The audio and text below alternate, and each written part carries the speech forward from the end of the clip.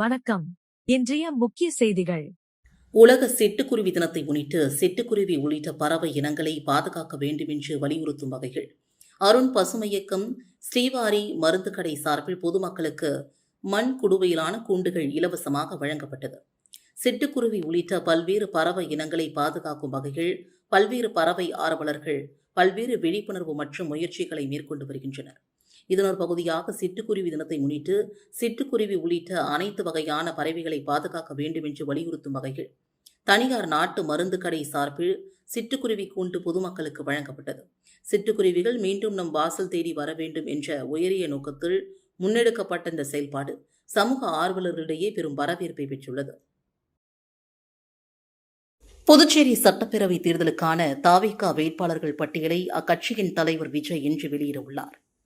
புதுச்சேரியில் உள்ள 30 பேரவை தொகுதிகளுக்கும் வருகின்ற ஏப்ரல் 9ஆம் தேதி ஒரே கட்டமாக வாக்குப்பதிவு நடைபெறவுள்ளது. இதற்கான வேட்புமனு தாக்கல் நாளை வரை நடைபெறுகிறது.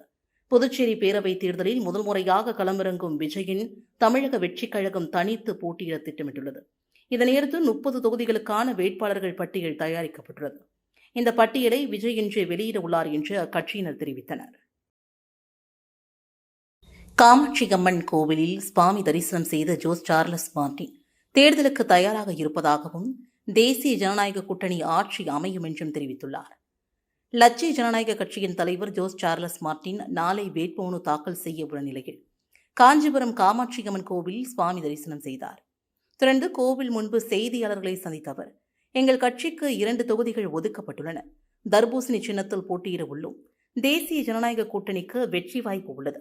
முதல்வர் ரங்கசாமி ஐயா நல்ல ஆதரவை பெற்றுள்ளார். பல நல்ல திட்டங்களை செயல்படுத்தியும் உள்ளார் என்றார். மேலும் பாஜக மற்றும் அதிமுக கூட்டணியுடன் இணைந்து செயல்பட்டு வருகிறோம். எங்கள் வெற்றி வாய்ப்பு பிரகாசமாக உள்ளது.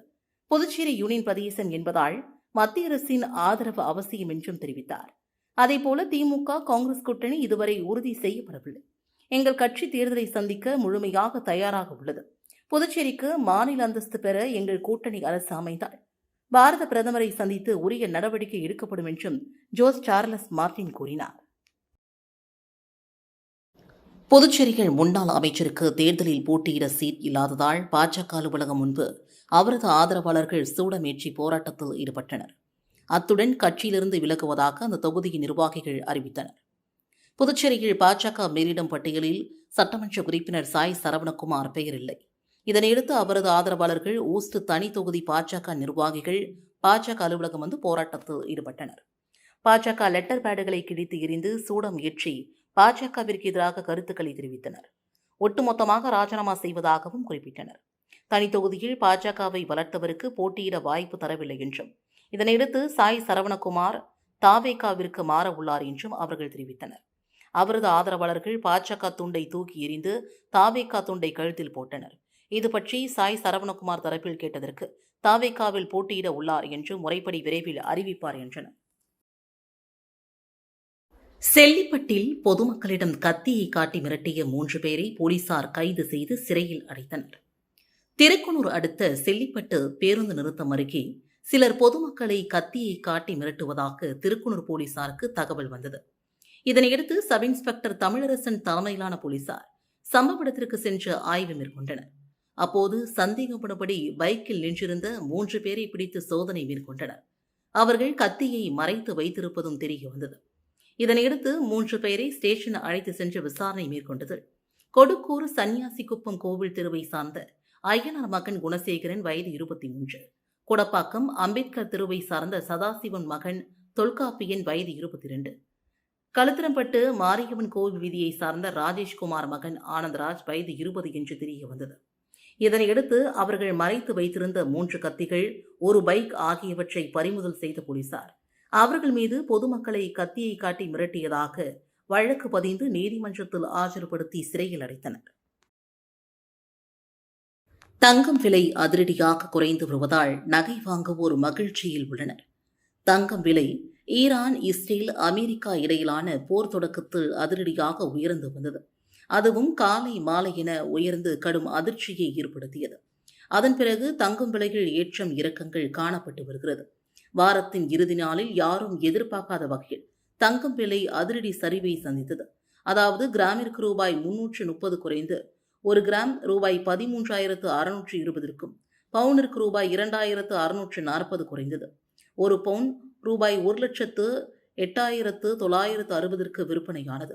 அதேபோல வெள்ளியின் விலை கிராமிற்கு ரூபாய் 10 குறைந்து 1 கிராம் ரூபாய் 250க்கும், கிலோவிற்கு ரூபாய் 10,000 குறைந்தது. பார் வெள்ளி ரூபாய் 2,50,000 விற்பனையானது. இன்று ஞாயிற்றுக்கிழமை என்பதால் நேற்றைய விலையேயே இன்றும் தங்கம் விற்கப்படுகிறது. புதுவையில் மேலும் 3 மருந்துகளுக்கு தடை விதிக்கப்பட்டுள்ளது.